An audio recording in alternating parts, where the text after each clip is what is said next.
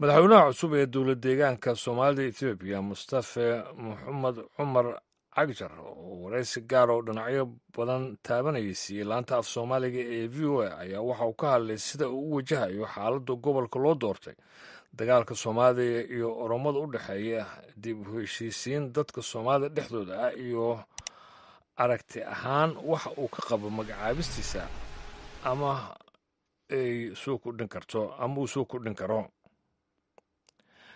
qaybtani koowaad ee waraysiga haddaba waxaa sidoo kale uu uga hadlay xaaladaha xuquuqda aadanaha ee gobolka zahra cabdi axmed ayaa madaxweynaha waraysigaasi la yeelatay sidan aynu dhacay. waad mahadsan tahay. waxaan u arkaa mas-uuliyad ballaaran oo maaragtay madaxa lagu saaray. waxaan aaminsanahay inaan maaragtay si daacadnimo ah oo ku salaysan in bulshada soomaaliyeed gobolka ku nool dhammaan cadaalad loo sameeyo aan u gudan doono. waxaana ugu baaqayaa dhammaan shacabka deegaanku in ay kaalintooda ka ciyaaraan soo celinta sharciga iyo nidaamka ee deegaanka. waa gartay. ma filaysa hore in lagugu magacaabayo xilkan oo qorshe ma lahayd degsan oo aad rabtid inaad ku dhaqaaqdo?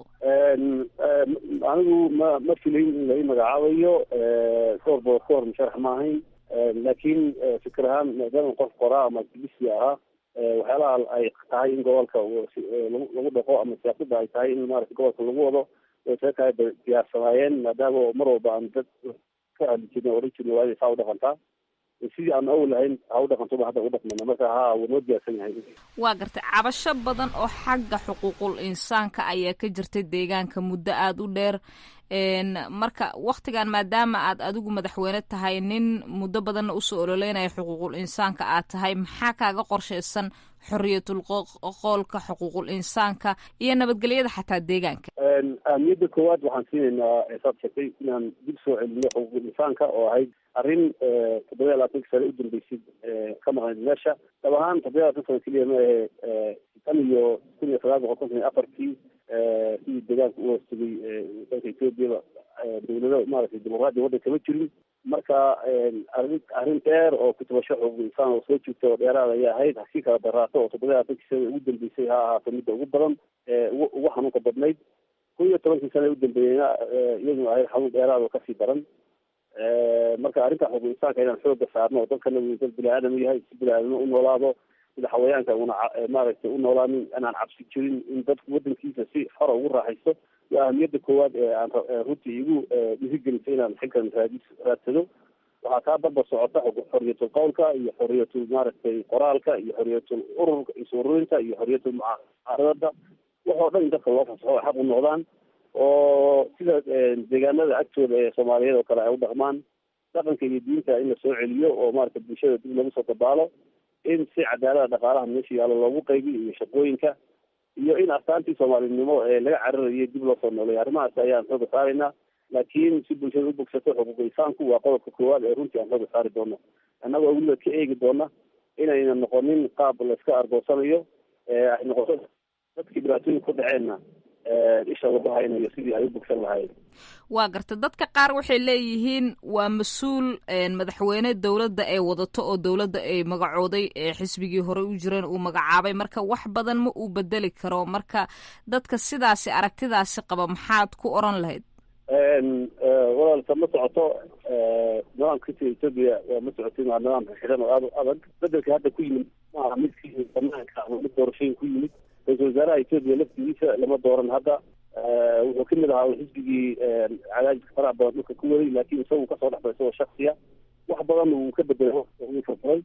marka ahmiyaddu ma aha qofka sida uu ku yimid waxaa muhiim shaksiyadiisa iyo hogaanka uu rabo inuu hogaaminta uu rabo inuu meesha qaabkii lagu keenay xilligan ma in xilli doorashooyin la gelayay waxaan wuxuu ahaa transition buu ahaa. transitionkana kolley nidaamkii ugu habboonaayo in loo gala ahayd unbay la noqotay xisbigii talada hayay ee gobolka maamulayay iyo dawladii federaalka iskaashanaya iyo latashiyada ay la sameeyeen shacabka inay u galaan.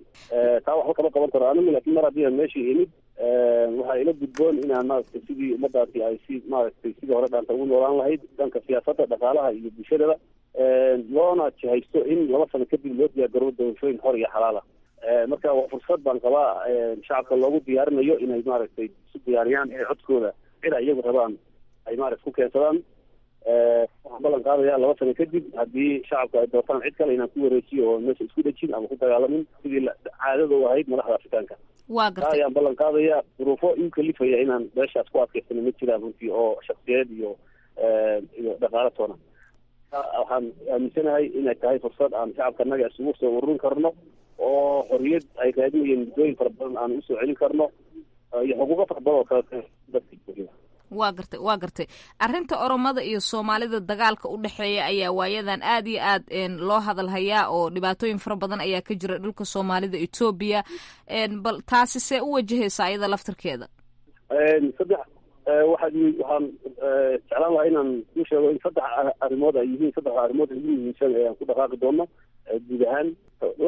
arrinta ugu horeysa koowaad waxa weeye midnimada shacabka Soomaaliyeed ee deegaanka inaan xooga saarno. tafaraaruq fara badan iyo qabyaalad iyo haysi badan ayaa abuurmay. awalna sii jeejay 10 sano udambeysa dab lagu shiday bensiin lagu daadiyey. arrintaasi laga hortagi lahaa waa inaan ka diyaar garownaa. waan bilownay inaan hawshaas ka shaqeyno oo aan si daacadnimo u wajahno. taa macnaheedu maaha in cid walba jeclaan doonto qaabkaan wax u wadno.